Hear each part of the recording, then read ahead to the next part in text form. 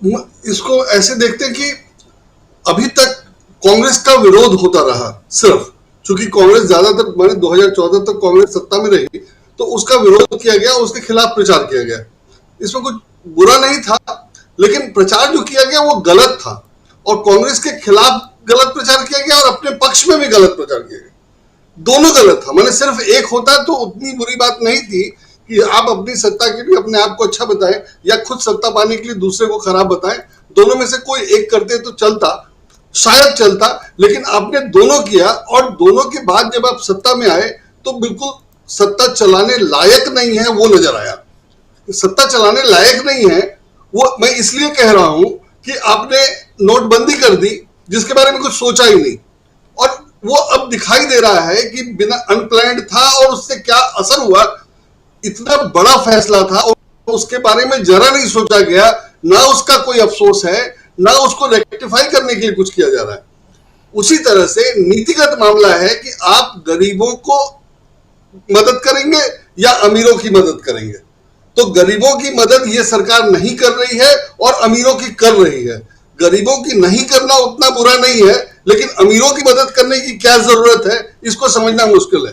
तो ये सारी चीजें 10 वर्षों के शासनकाल में दिखाई दे रही हैं, और जो जा रहा है वो अनप्लान, अनरेगुलेटेड है, इरेगुलेटेड है, वो बिल्कुल साफ दिखाई दे रहा है। और नोटबंदी का एग्जाम्पल उसमें है। 2000 के नोट वापस लेने की बात है। 2000 का नोट वापस लेने की जरूरत क्या थी? पहले तो आपने 1000 का नोट बंद करके 2000 का शुरू किया, और अगर वो मार्केट में था या नहीं था, अगर विड्रॉ ही हो गया था तो ठीक है, चलता रहता। जितना बाजार में है धीरे धीरे बंद हो जाता। जब बंद हो जाता, जब सारा वापस आ जाता, बहुत थोड़ा सा बाजार में रह जाता, तो कह देते कि खत्म हो गया, बाजार में नहीं है, हम छाप नहीं रहे, और अब उसको बंद कर दिया, तो वो बात नहीं होती। लेकिन अभी जिस ढंग से बंद किया गया है, एक तो उसकी जरूरत नहीं थी, और लग ये रहा है कि कैश कंट्रोल, इलेक्शन में कैश कंट्रोल करना भी उसका मकसद हो सकता है। जैसा हम लोगों ने पिछले दिनों चर्चा की थी कि कर्नाटक चुनाव में जो कैश बरामद हुआ है वो 2018 के चुनाव के मुकाबले 4 गुना 4.5 गुना बढ़ गया। तो अगर सरकार की तमाम कोशिशों के बावजूद नगद चुनाव में जो ज्यादातर ब्लैक मनी होता है, और उसी को रोकने के लिए, उसी को ब्लैक मनी रोकना मेन पर्पस वही है, और हमारे यहाँ भ्रष्टाचार चुनाव में, इलेक्शन वगैरह, चुनाव में काले धन का उपयोग वगैरह के कारण ही होता है। तो उन सब को लेकर के बहुत स्पष्ट बात थी कि चुनाव काले धन का उपयोग रोका जाता, जो नहीं रोका गया, नहीं रोका जा सका, और अब जब खुद हार गए तो आपने एक नया पैतरा चला, एक नई चाल चली जिसका कोई तर्क नहीं समझ में आता है। तो हो सकता है, क्या है पता नहीं, हो सकता है कि वो अपने चुनावी फायदे के लिए भी किया गया हो, और वो नहीं कहा 20,000 रुपए बदल सकते, 20,000 रुपए एक बदल सकते, मेरे ख्याल से जिसके पास जितना है वो बदल सकता है करके, शायद आदेश है मेरे ख्याल से।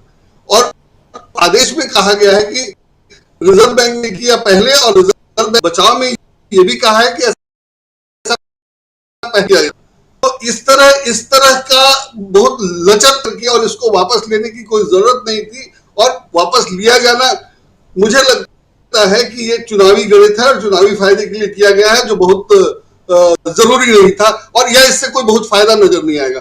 इसी में मैं एक उदाहरण दूंगा कि सरकार कैसे काम करती है। अभी 2-3 दिन पहले इंडियन एक्सप्रेस में एक्सक्लूसिव खबर थी कि विदेश में अगर आप क्रेडिट कार्ड से खर्च करेंगे तो 20% टैक्स लगेगा। 20% टैक्स हमारे खर्चे पे, हमारे पैसे, हम अपने पैसे का कहां खर्च करें, क्या उपयोग करें, ये मेरा निर्णय है।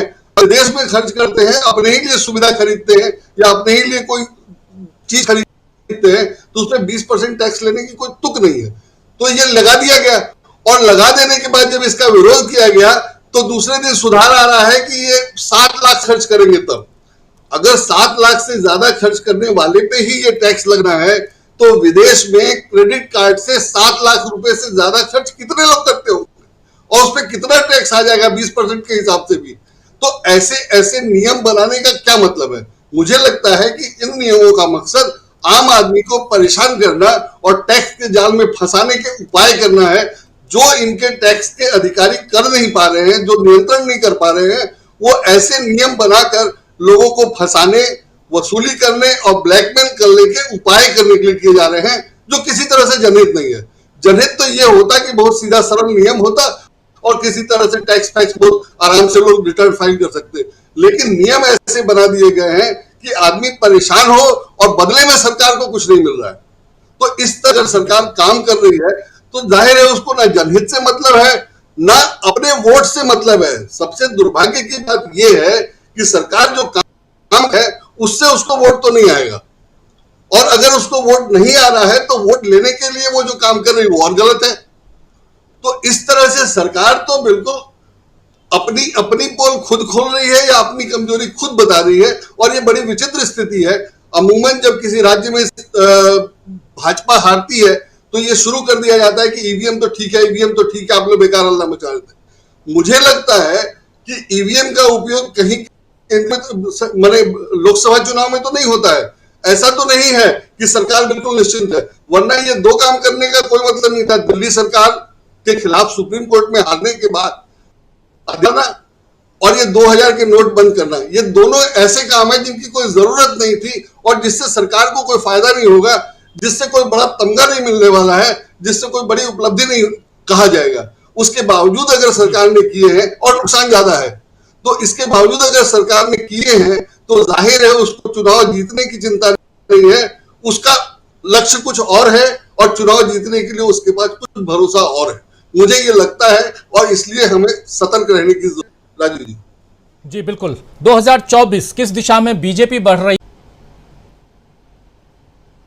अनम्यूट कर दीजिए। बीजेपी का निगेटिव वोट मानता हूं, और कांग्रेस को जो वोट मिल रहा है वो मोस्टली नेगेटिव वोट है, और उसके आम के लिए या उसकी अच्छी नीतियों के लिए जो वोट मिल रहा है वो एड ऑन है, वो इंपॉर्टेंट नहीं है। और उससे तो बहुमत से बाद ज्यादा की सीटें मिलेंगी, जो 113 से ऊपर की सीटें हैं वो उससे मिल रही हैं, मैं उसकी बात नहीं कर रहा, और वो अभी मेरे लिए इंपॉर्टेंट नहीं है, वो तो अपनी जगह है और उसका फायदा मिलेगा। मूल वोट कांग्रेस को जो मिलेगा वो बीजेपी के है। बीजेपी उससे निपटने के लिए क्या कर सकती है और क्या करी, मैं उस पर बात करना चाहता हूं। मुझे कांग्रेस में कोई कमी नजर नहीं आ रही है और मुझे लग रहा है कि कांग्रेस सक्षम है कि आगे जहां की जरूरत होगी वो कर देगी। और वोटर जो है वो इस बात की परवाह नहीं कर रहा है कि कांग्रेस की सरकार बनेगी या किसकी पड़ेगी, वो निगेटिव वोट दे रहा है कि ये तो नहीं चाहिए हमें, तो इसलिए कांग्रेस को वोट, क्योंकि वो सबसे सक्षम या योग्य या जो भी आप उसको जो भी कहिए, तो इसलिए वोट वैसे जा रहा है। अब हम ये देखें कि बीजेपी क्या कर सकती है। अभी तक नरेंद्र मोदी या बीजेपी की गवर्नमेंट या संघ परिवार ने जिस ढंग से काम किया उसमें नरेंद्र मोदी को फ्री हैंड दिया गया, और फ्री हैंड में उन्होंने जो किया वो सब हम देख रहे हैं।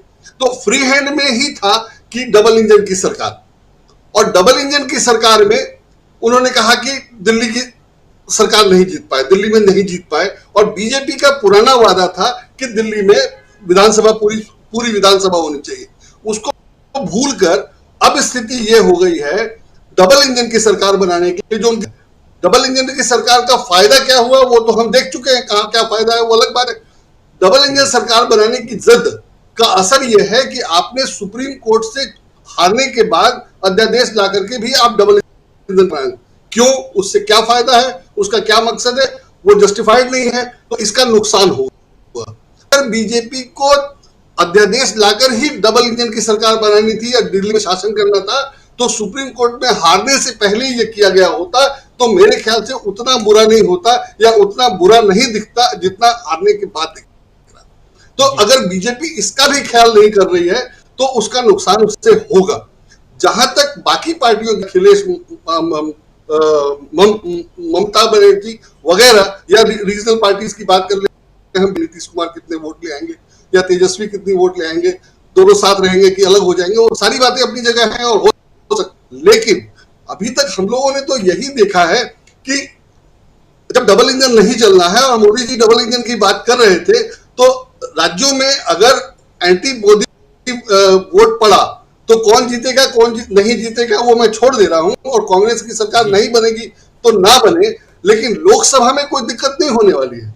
लोकसभा के चुनाव में तो कांग्रेस की सीटें आ जाएंगी, और अगर नहीं आएंगी, मान लीजिए कि कांग्रेस की सीट नहीं आई, तो मोदी विरोध में सीट अगर ममता बनर्जी को या अखिलेश यादव को या लालू यादव को या तेजस्वी के समर्थकों को जो सीटें मिलेंगी वो सरकार बनाने के समय बीजेपी के सपोर्ट में तो नहीं जा सकती है, इसकी संभावना बहुत कम है। और अगर चली गई तो उसका मजा 5 साल बाद दिख जाएगा।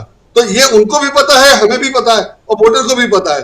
तो इसलिए मुझे इस बात की संभावना बिल्कुल नहीं लगती है कि कुछ भी गड़बड़ होने वाला है।